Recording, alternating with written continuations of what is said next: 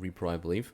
And so we're just going to go over the anatomy. The anatomy is quite complicated, and I just wanted to go over how to study anatomy properly.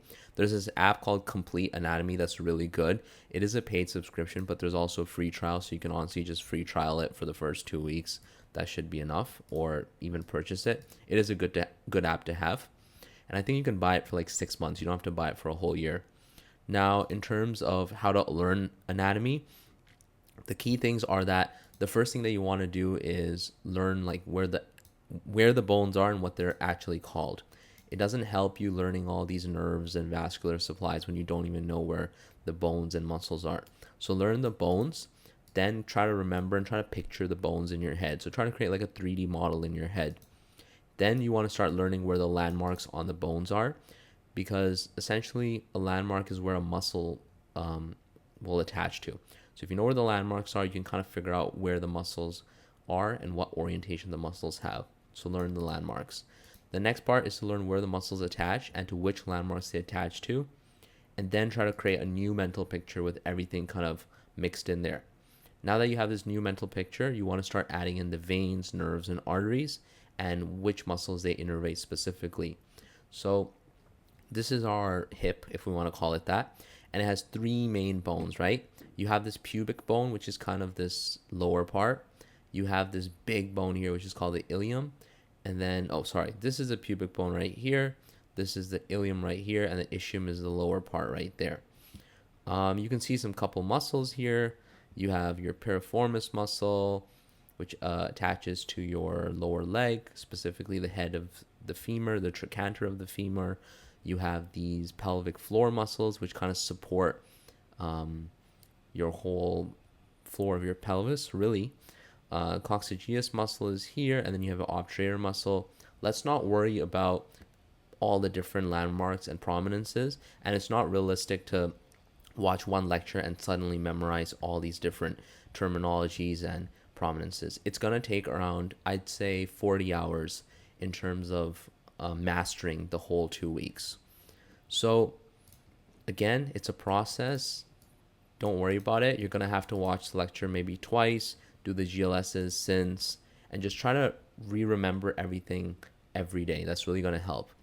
So let's talk about our, some important bony landmarks. These are not all of them, but these are just some of the most important ones. So this is the anterior side. Anterior means front, posterior means back, superior means top, inferior means bottom. It can take quite some time to even get your head around that. So just try to understand the different orientations and how we can say top and bottom, because if I'm looking at the body while it's laying down, the top could be the stomach and the bottom could be the back. But if the body's standing up, then the top is the head and the bottom is the feet. So first start off by learning the anatomical terminology: anterior, posterior, superior, inferior, medial, lateral, proximal, distal.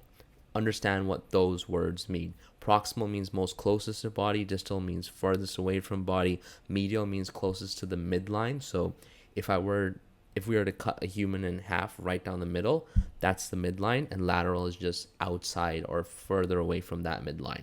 So try to get your head around that. Maybe a quick YouTube video would really help. Now we're going to talk about the pelvic inlet here. The pelvic inlet is touching the pubic symphysis here, touching the back here, and it's just wrapping around. Yes, you should know its borders and everything, but that's not the point of this. This is just a summary to get a big idea of the week. This is important because what it's doing is that it's separating the pelvis into two parts, right?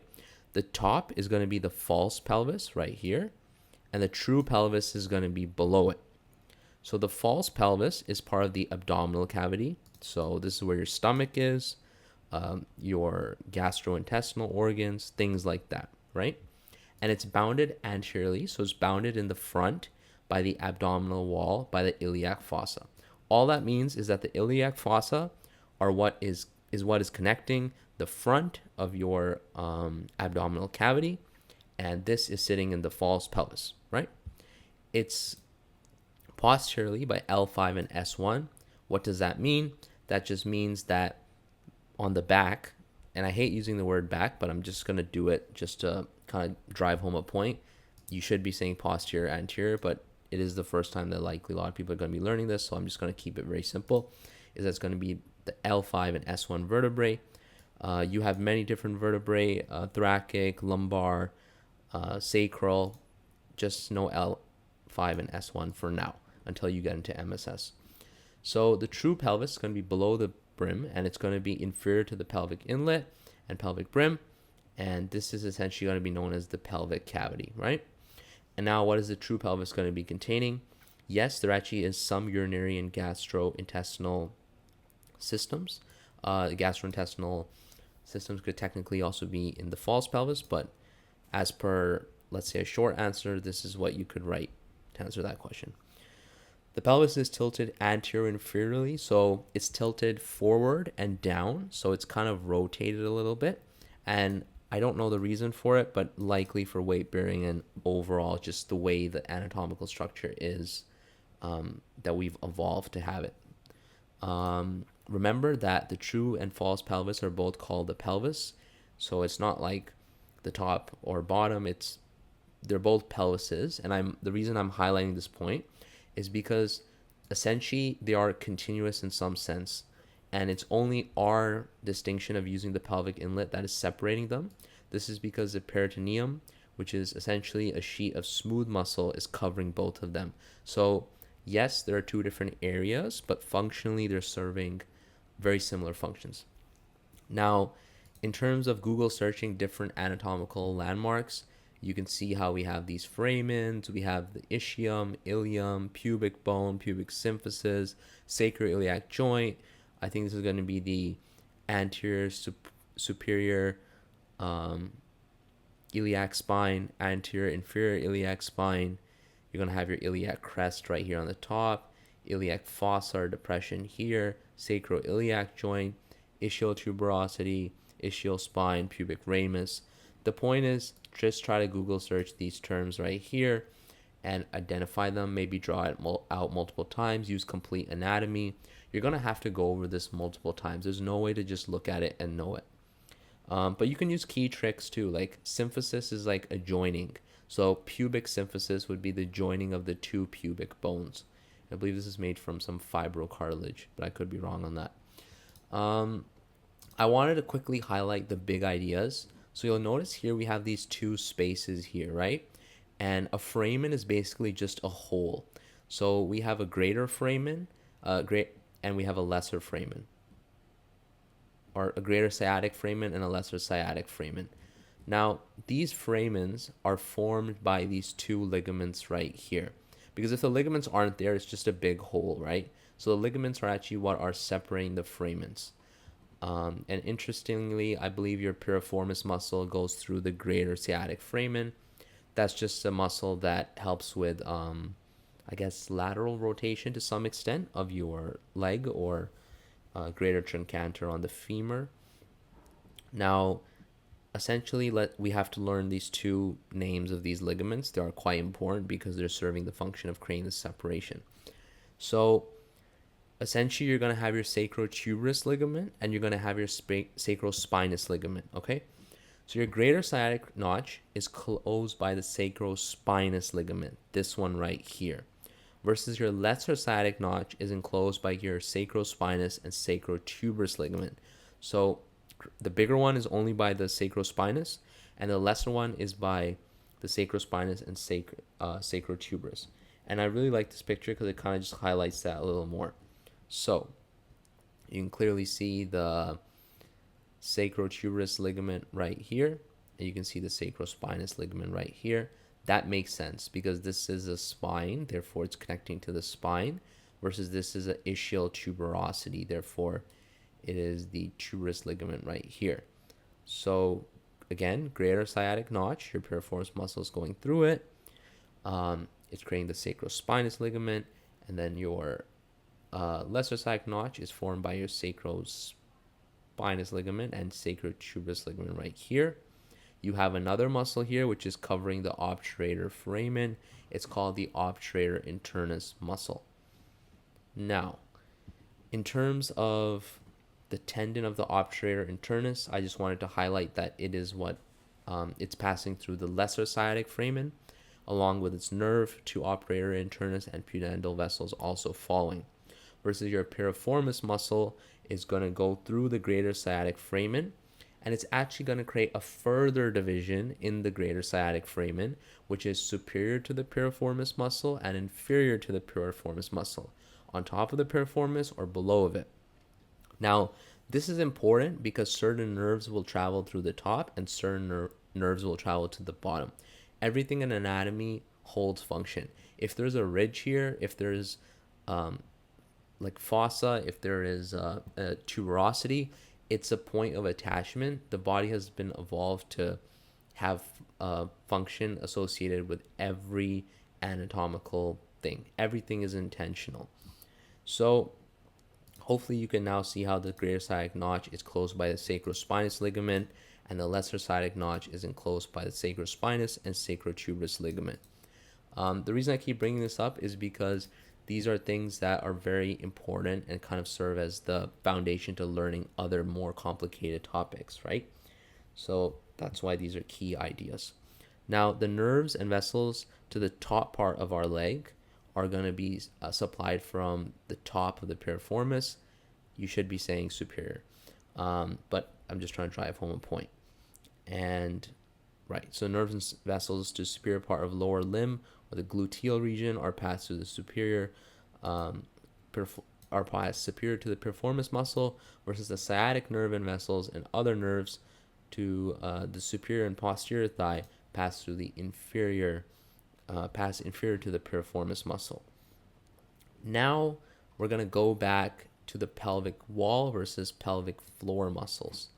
So you'll see right here, we have this pelvic kind of wall being formed here. Then we have this pelvic floor right here, right? There we go. The pelvic wall is going to be the piriformis muscle and obturator internus muscle right here, okay? You have you also have an obturator externus muscle, but I believe that's MSS week 6 or week 7. So whenever you have details like this, these are also intentional. It's not just that we just randomly added internus in there. That's because an externus one also exists. The pelvic floor is going to be the levator ani group, which is kind of here. It's not in this picture. Coccygeus muscle and perineal muscles. So you're going to see here, this is our levator ani group, and it's formed by 3 main muscles. And this is your coccygeus muscle right here. And yes, you do need to know the origin insertions for every muscle, but it's honestly not that bad, because what the origin insertion does is it allows you to honestly visualize where the muscles are connecting into.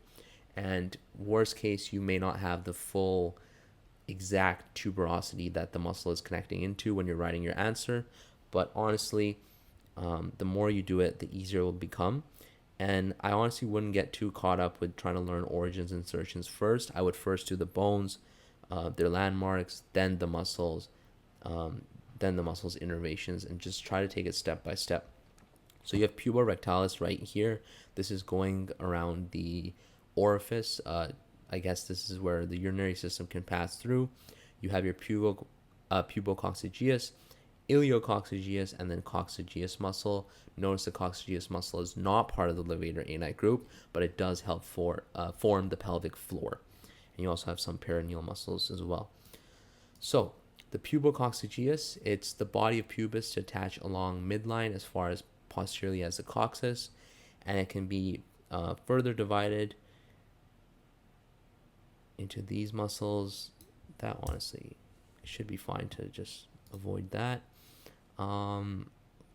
Pass inferiorly to each side. Honestly, here's just some information / facts that you're gonna have to know. It's more, it really is just a memorizing type of thing. Obviously, as you start developing a mental picture and you're able to visualize and create this 3D model in your head, it will become easier. But I can't stress that just try to go over stuff as much as you can. There isn't really much anything to explain here. It's just knowing the landmarks. You also have this concept of perineal pouch. Honestly, I think the lecture did a really good job at explaining it, so I would just refer to the lecture for that. But some key things to know is this slide was very important. you have this deep pouch and superficial pouch. Superficial is like outside, most closest to the body. Therefore, because we're talking about an inferior compartment, or we're talking about this region where the superficial actually ends up being lower, that's why our deep pouch is on top and not at the bottom. Hopefully that made sense.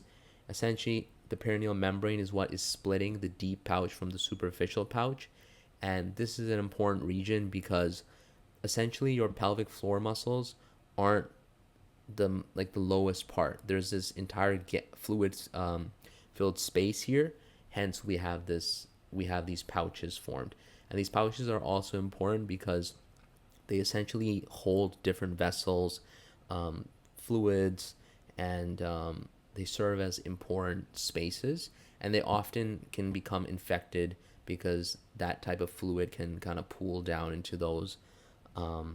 There's these two triangles, but I'm not going to get into that essentially are here in between these pouches or in one of the pouches. And so it's just a key important landmark, hence its importance. It can be tough in anatomy because you don't really know why something's important. You're kind of just learning the anatomy for it, which can make it tough because it can feel like there's a lot of information. But again, just try keep going over it over and over again. So your superficial perineal pouch right here, the bottom one, contains mainly muscles and erectile tissues in males. This includes the root structures of the penis, the bulb and crura, and in females, the clitoris and associated structures. The pouch also contains the muscles that support these structures, and it can also facilitate sexual function. Now, in terms of the deep perineal pouch, it's going to hold your urogenital diaphragm muscles, and it's going to support the pelvic organs. And obviously there's more functions than this. These are just a summary or like big functions that you can remember. Now, this is going to be the anterior side right here, pubic symphysis. Posterior side, we're looking at an inferior, where we have an inferior view of these two triangles here. So imagine there's a line going here. You have this front triangle and this back triangle. So the front triangle closest to the pubic symphysis is going to be the urogenital triangle, and it's going to be held anteriorly by the inferior margin of the pubic symphysis, laterally by the ischial tuberosities right here, and posteriorly by an imaginary line between the ischial tuberosities right here, which is essentially separating the two triangles. Now, the opening of the urinary systems and the reproductive systems can go through the urogenital triangle. And there's way more details, but I just want to do a quick overview of what it is. You also have the anal triangle, which is in the back. In terms of a summary, it's just the posterior to the urogenital triangles. Yes, you need to know the borders for both triangles, their purposes, the different muscles that are here, and the ligaments that are there. Again, I think the lecture goes over it very well. Luca's notes provide an in-depth review or summary, and again, this is just, my version is just it's a summary of a summary. So for the spermatic cord, this is essentially what is suspending the testes in the scrotum, right? And it's going to contain the testicular artery, paniform plexus. We'll talk about this more in repro. All this is doing is it's reducing the temperature of the blood to the testes because they prefer temperatures around 4 degrees lower than body temperature. So if body temperature is 37 degrees, the testes in males prefer 34 degrees, around there, give or take. So you're also going to have the cremasteric artery in here and vein and associated lymphatic vessels, which essentially help for drainage. Let's talk about this now. So you have three main structures here. You have your seminal vessels right here. You have your prostate, and you're going to have your bulbourethral glands right here, right? Here's some facts. The most key information is that these are essentially adding stuff and creating this ejaculate, and they serve their different purposes. So your seminal vessels are contributing about 70% of volume to semen. Yellow viscous alkaline fluid, it's going to contain sugar, which is going to help sperm cells travel and help with their motility. Now, in terms of the prostate gland, this is around 30% volume of semen. It's going to be mainly adding enzymes and in some sense activating the sperm cells, right? And then you're going to have your bulbourethral glands. They're located in the deep perineal pouch, and they're going to be producing a thick, clear mucus, which is going to help neutralize urine. This is because acidic environments are toxic to sperm cells, and urine is acidic. Therefore, with an alkaline-based mucus, we can help lubricate and also neutralize the acidity of the urine that may be present in the urethra. This is because in males, there's only one tube, the urethra, that is both serving a urinary and sexual function. So, if the prostate becomes big, then why is this a problem? This is a very common problem among males, enlarged prostate. Without going into the pathophysiology, once the prostate enlarges, this is very bad because you will notice that on the inferior surface or behind the bladder, it's going to essentially constrict the urethra. What is the function of the urethra? This is where urine is going through. So if I constrict the urethra, it's going to be very hard for urine to pass, and a common symptom could be pain while urinating. Now we're going to talk about the different, let's say, sponge-like structures in this reproductive system of males. So you're going to have your corpus cavernosa and you're going to have your corpus spongiosum. So these are two different types of tissues, right? Your corpus spongiosum, which is dorsal just means back of, is going to form the glans penis, which is going to be right here. It's going to be the proximal end, so the closest end to the body, is going to be attached to the perineal membrane. This is going to help with patency of urethral lumen in excretion. Okay, so it's basically going to help with the patency of the urethral lumen and excretion. Then the second muscle you're going to have is the corpus cavernosa, which is going to make up the rest. It's going to be found on the dorsal aspect. The proximal end is going to form the cura right here. And it's going to be essentially covered in ischiocavernosus muscle and attached to the pubic arch, which is going to be right here, and bony pelvis. Now, in terms of looking at a dissected testes, they're going to have two different things, the tunica vaginalis and albuginea. The tunica vaginalis is a serous membrane, and essentially this is going to be the outside or the superficial to the tunica albuginea. And the purpose of any serous membrane is to produce fluid, which is going to be there to decrease friction. And the tunica albuginea is going to be surrounded by vaginalis, and it's going to be a white connective tissue, mainly providing support. Connective tissue provides strength, support, things of that nature. Now, again, I'm going to drive home the point that the content that I have covered is literally 10%, not even 10% of this week's content. So the lectures is going to provide that required depth. Luca's notes is going to provide a summary. Just do the GLSs, SINs, and just get as much as you can do, and studying in a group really does help.